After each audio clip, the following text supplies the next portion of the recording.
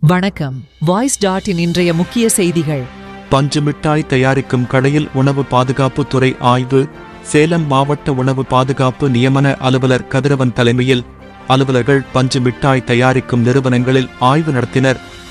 தொடர்ந்து சாலையோரம் விற்பனை செய்த பஞ்சு மிட்டாய் வியாபாரிகளிடமும் விசாரணை நடத்தினர். இதுகுறித்து அலுவலர்கள் கூறும்போது, சந்தேகத்தின் பேரில் பஞ்சு மிட்டாய் தயாரிக்கும் மாதிரிகள் எடுத்து அதை பகுப்பாய்வுக்கு சென்னைக்கு அனுப்ப வைக்கப்பட்டுள்ளது. அந்த மாதிரி முடிவின்படி அடுத்த கட்ட நடவடிக்கை எடுக்கப்படும் என்று கூறினர்.